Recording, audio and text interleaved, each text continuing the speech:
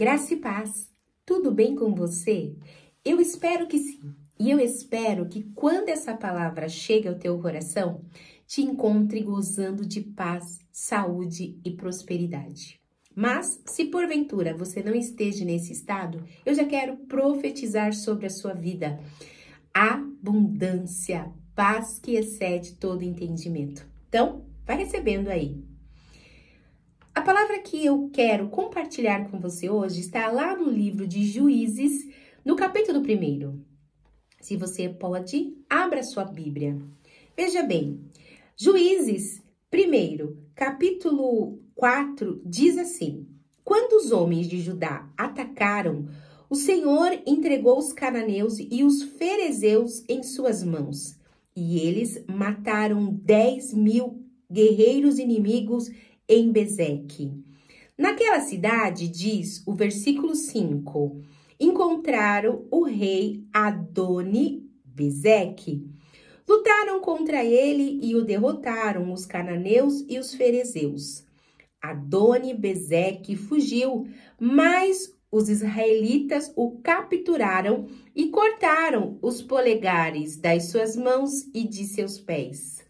E aí, o versículo 7 diz bem assim: Adoni-Zedeque disse: 70 reis com os polegares das mãos e dos pés cortados comiam migalhas debaixo de minha mesa. Agora, Deus me retribuiu aquilo que fiz com eles e o levaram a Jerusalém, onde morreu.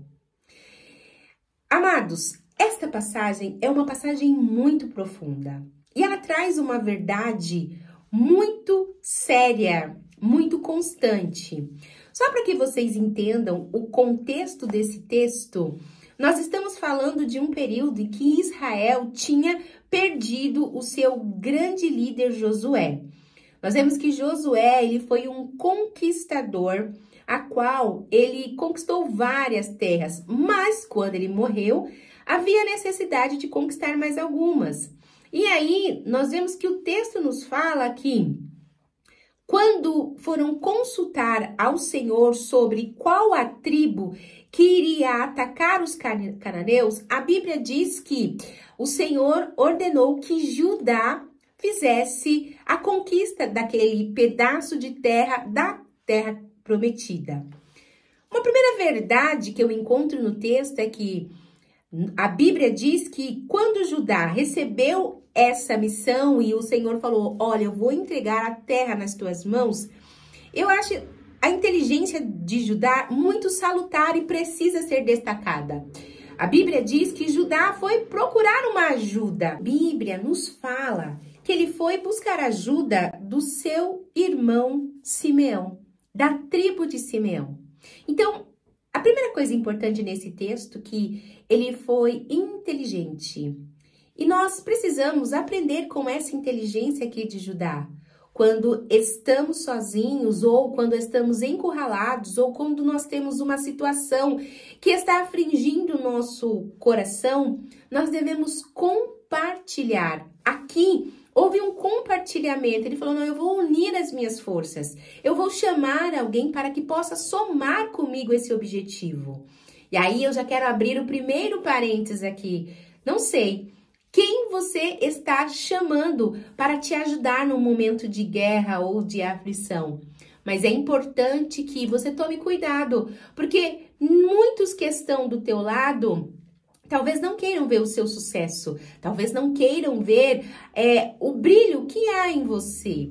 Por isso que na escolha, Judá, ele foi muito inteligente, porque ele diz assim, olha, vocês vêm nos ajudar e nós os ajudaremos. Depois, ajudaremos vocês a conquistarem os seus territórios. Mas a Bíblia não diz, mas eu posso abrir uma conjectura aqui. Para que Judá chamasse Simeão, havia já um bom relacionamento, havia já um acordo entre eles. Eles já tinham um relacionamento que precedia, que era bom, que era algo que Judá poderia contar. Por isso que, fechando já o parênteses, você precisa tomar cuidado. Quem são aqueles que estão à sua volta? Posso te dar uma dica? Tem muitas pessoas boas, muitas pessoas que podem te ajudar, que Deus levanta, assim como Deus levantou Simeão para ajudar Judá. Continuando aqui no nosso texto, olha só, o Judá se levanta e atacam o povo, os seus inimigos, em Bezeque, nós vemos que lá eles encontraram um rei, e esse rei é um rei que ele tinha umas características que nós não podemos hoje passar desapercebido.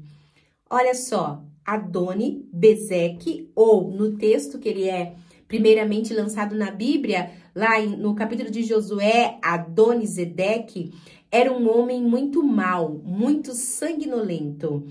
Nós sabemos que naquela época, principalmente do livro de Juízes, de Josué, na conquista da terra, os povos, eles viviam em guerras. Israel, principalmente, estava em constante guerra com os outros povos das regiões circunvizinhas. Então, guerra naquela época era um fato comum, era um fato... Quando eu começo, ela começa também. Era um fato comum, era um fato que era necessário para a conquista dos territórios, para se manter no seu território também. E nós vemos aqui que a Bíblia, ela traz um requisito muito interessante de Adoni-Bezeque, e eu quero compartilhar com vocês. Primeira coisa que a Bíblia nos traz, ela diz que ele capturou exatamente 70 reis. E esses 70 reis, eles eram colocados na corte de Adoni-Bezeque, mas com um intuito muito curioso. A Bíblia diz que Adoni-Bezeque cortava os seus polegares das suas mãos e cortava os polegares dos seus pés. E esses reis viviam em situação de miséria, de derrota, motivos de chacota. Adoni-Zedeque humilhava esses reis. Mas, quando o texto diz que ele fazia isso, cortava os seus dedos, olha que coisa interessante. Nós vemos que o intuito dele fazer isso não era qualquer um, mas quando ele cortava os polegares, ele queria retirar daqueles reis ou daqueles soldados a capacidade do manuseio tanto das suas armas quanto do arco e flecha, quando ele fala das mãos. Então, ele queria incapacitar ou invalidar o seu inimigo.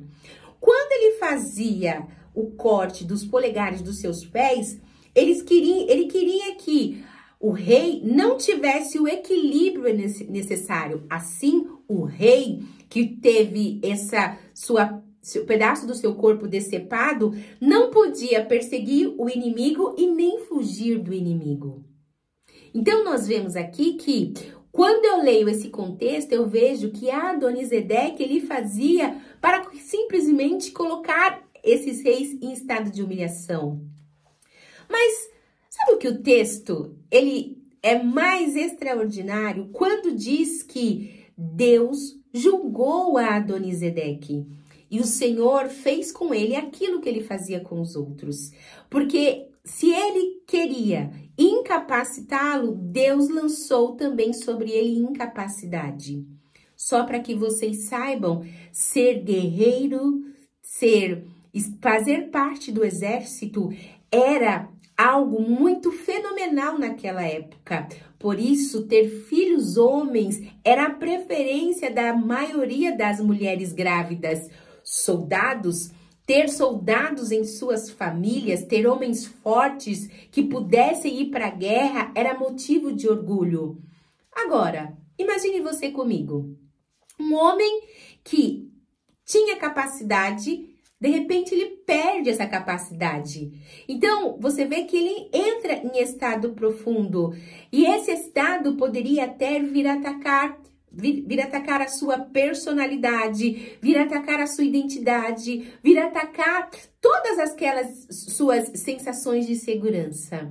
Só que Adoni-Zedeque, ele se deparou com o Deus de Israel. E quando ele se depara com o Deus de Israel, ele encontra justiça. Sabe que o nosso texto, o nosso vídeo que eu quero te dizer hoje, eu quero te dizer que Deus é um Deus de justiça. E a Bíblia diz que Deus não tem o culpado por inocente. É por isso que nós devemos prestar muita atenção naquilo que nós fazemos com o nosso próximo. Porque do mesmo jeito que nós estamos procedendo, outras pessoas procederão conosco. E isso não sou eu que diz, é a própria palavra. Porque a palavra diz que existe uma lei chamada lei da semeadura. Aquilo que você planta, você vai colher. Adonisedeque, ele colheu o que ele plantou, ao ponto da Bíblia dizer que ele reconhece que o Deus de Israel havia feito com ele isso. Olha só, aqui no versículo de número 7... Ela também está querendo falar. Vejam só, aqui no versículo 7, na segunda parte, diz: agora Deus me retribuiu aquilo que fiz com eles. Vocês entenderam? Que essa palavra possa entrar dentro do seu coração e você possa entender a profundidade da lei da semeadura. Deus, como eu já disse, não tem o culpado por inocente. E aqueles que estão debaixo da poderosa mão de Deus, eles são guardados. A Bíblia diz que nós somos a menina dos olhos de Deus. E toda menina dos olhos de Deus tem cuidado. Sabe o que eu vejo aqui? Eu vejo que o povo de Deus tem um dono. E existe sim pessoas que têm as mesmas características de Adonisedeque, que cruzam o nosso caminho, querendo nos desequilibrar, querendo tirar o nosso potencial, roubar a nossa essência, roubar a nossa identidade. Tem pessoas que cruzam o nosso caminho como Adonisedeque, querendo nos desestabilizar. Só que o nosso Deus sempre fará justiça por nós.